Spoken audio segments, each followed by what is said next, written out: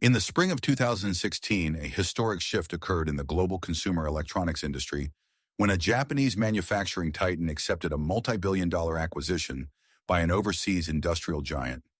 For decades, its iconic logo had represented domestic reliability across millions of kitchens. Yet the factories that once built those appliances were facing massive restructuring, debt-laden balance sheets, and a radically altered global marketplace. The paradox was quiet but profound. Rice cookers, television sets, and microwave ovens bearing the famous name continued to function on kitchen counters from Osaka to international markets. Families still plugged them in, washed their scratched inner pots, and trusted the heating plates to prepare the evening meal. But the corporate entity, the engineering divisions, and the industrial ecosystem that had brought those machines into existence had fundamentally ceased to operate independently. Workers who spent decades inside assembly plants watched as management structures dissolved and foreign capital took the helm.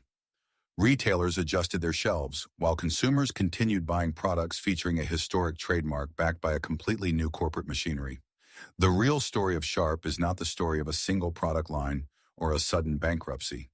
It is the story of how a pioneer of post-war electrification grew into a global colossus, overextended itself into the high-stakes gamble of display technology, and discovered that consumer trust alone could not insulate an industrial giant from the pressures of global manufacturing.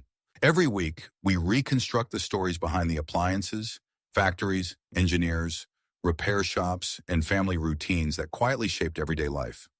Subscribe if those forgotten industrial memories still matter to you. To understand why the name Sharp became synonymous with modern living, we must first return to the Japanese kitchen of the early post-war era. Cooking rice was a labor-intensive daily ritual that demanded constant supervision. Homemakers spent hours tending to wood-burning stoves, charcoal braziers, or early gas burners. Every batch required watchful attention to prevent scorching, managing fluctuating heat levels, while smoke filled narrow kitchen spaces. Urbanization accelerated rapidly during the 1950s. Families moved into compact housing blocks where traditional stoves were impractical, and households increasingly demanded appliances that saved time and space. Electricity was transforming cities, and engineering firms recognized that the kitchen was the ultimate frontier for domestic automation. The predecessor of Sharp Corporation had humble origins. Founded decades earlier by Tokuji Hayakawa, who famously invented the ever-ready Sharp pencil, the company survived the devastation of World War II and redirected its manufacturing capabilities toward consumer electronics and electrical appliances. As post-war recovery gained momentum, Japanese engineering laboratories turned their attention to the household's most essential task, cooking rice. Early electric cookers were rudimentary devices, often consisting of simple heating elements without automatic shutoff mechanisms. They required the cook to manually unplug the appliance to stop the boiling process, offering little advantage over traditional pots if vigilance was lacking. During the mid-1950s, engineering teams began experimenting with mechanical thermostat systems. Available records indicate that various manufacturers raced to solve the fundamental problem of automatic heat regulation. The breakthrough relied on a simple physical principle. Water maintains a boiling temperature of 100 degrees Celsius, but once absorbed or evaporated, the temperature of the pot rapidly rises.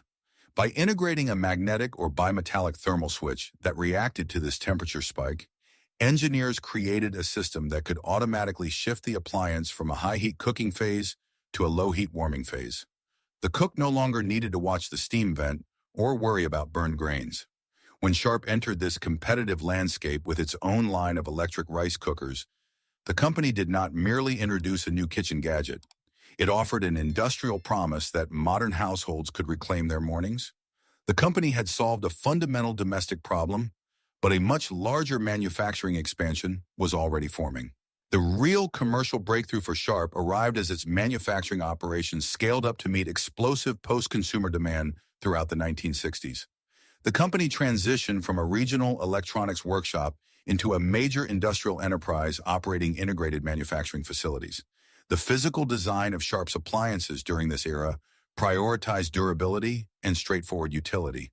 The typical cooker featured an enameled or aluminum outer body, a heavy heating plate embedded at the base, and a removable inner pot stamped from sheet aluminum. The mechanical control switch clicked into place with a definitive, reassuring sound that became familiar to millions of users. What distinguished Sharp from smaller competitors was its mastery of mass production precision and component integration. The company did not just assemble parts, it manufactured heating elements, thermostats, and electrical switches within its own industrial ecosystem. This vertical integration allowed for strict quality control, ensuring that the thermal fuse and magnetic switch functioned reliably across thousands of operating cycles. Retailers welcomed the products because warranty returns were remarkably low. In appliance shops across Japan, salesmen demonstrated the automatic shutoff feature to customers who remained skeptical that electricity could cook rice better than an experienced hand over an open flame. Consumers noticed the consistency. The measuring cup included in the box, paired with clear, water-level lines inside the inner pot, removed the guesswork from daily meal preparation. Competitors, such as Panasonic and Toshiba, were pursuing similar innovations, creating a fierce domestic rivalry that pushed engineering standards higher. Each manufacturer refined its thermostat sensitivity and improved inner pot coatings to prevent sticking. Yet beneath this golden wave of domestic success, a hidden vulnerability began to take root. Appliance manufacturing required massive capital investment in tooling, stamping presses, and assembly lines, while profit margins on basic kitchen items steadily compressed under intense market competition.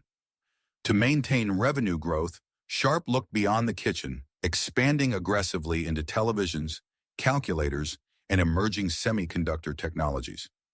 The company was no longer just a maker of rice cookers and radios. It was transforming into a diversified electronics giant, betting its future on advanced display technologies that required astronomical financial commitments. By the 1970s and 1980s, Sharp entered its golden era of global recognition. Its factories in cities like Yao, near Osaka, hummed with activity, producing millions of appliances destined for domestic homes and international export markets. The brand name appeared on storefronts worldwide, backed by extensive television advertising and glossy product catalogs that promised a smarter, cleaner domestic future. Inside family kitchens, the Sharp rice cooker occupied a position of quiet dignity. For many newly married couples, receiving an electric cooker as a wedding gift was a standard rite of passage. Surviving household photographs from the era frequently capture the appliance, stationed neatly on a dedicated kitchen shelf beside a toaster or an electric kettle. The morning routine followed a familiar sensory rhythm. The measuring cup scooped exact portions of grain.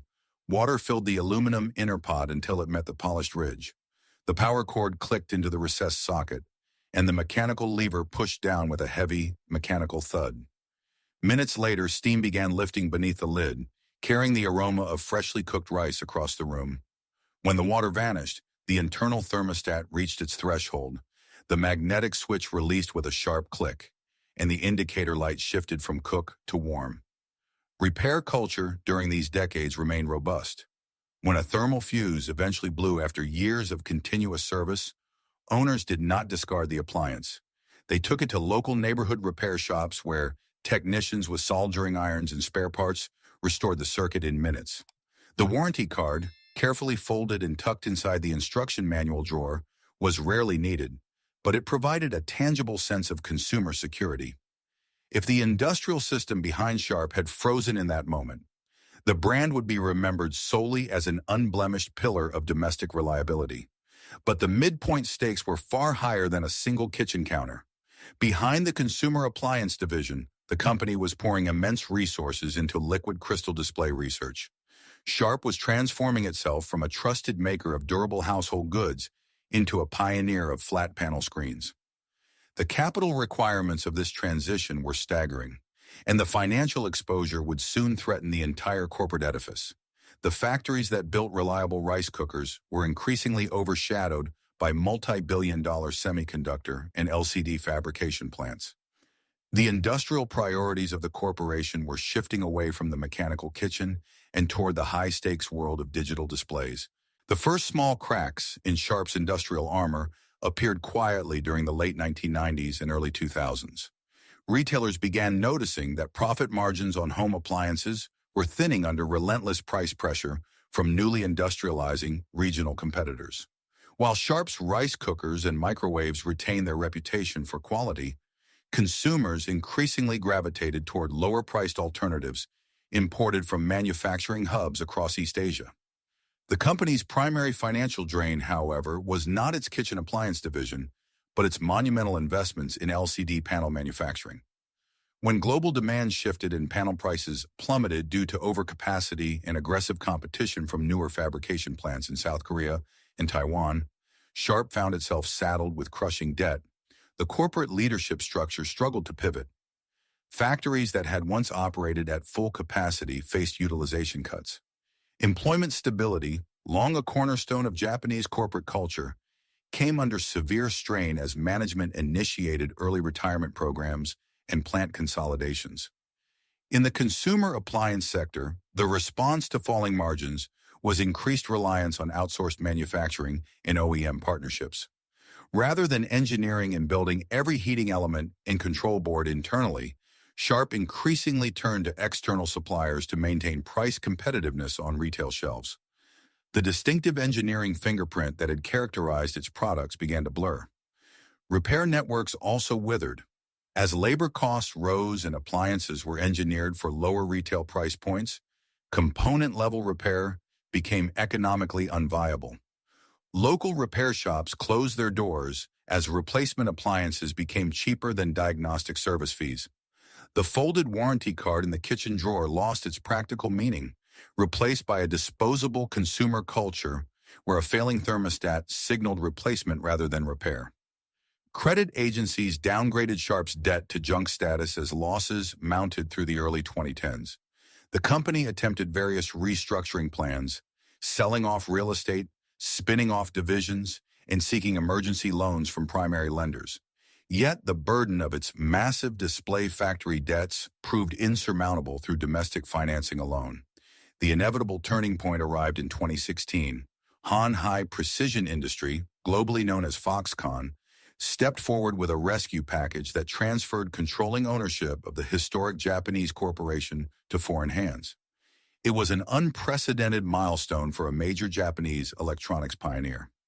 Following the acquisition, the corporate structure was radically overhauled. Manufacturing operations were streamlined, unprofitable lines were pruned, and the remaining home appliance business was integrated into a global supply chain where branding and production were managed across international borders.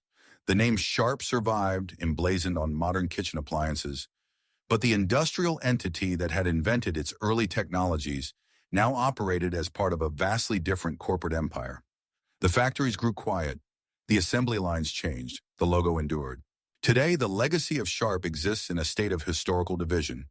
The original independent corporate entity has been absorbed into a global manufacturing conglomerate.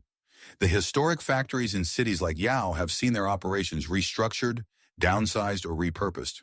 The brand name continues to appear on retail shelves worldwide, adorning modern rice cookers, microwave ovens, and digital displays manufactured through global OEM and ODM networks. Yet for millions of long-term owners, the true legacy of the brand resides in surviving appliances that continue to function decades after purchase. On kitchen shelves and inside secondhand markets, vintage Sharp cookers still draw interest from collectors and homeowners who appreciate their heavy-gauge aluminum inner pots and robust mechanical switches.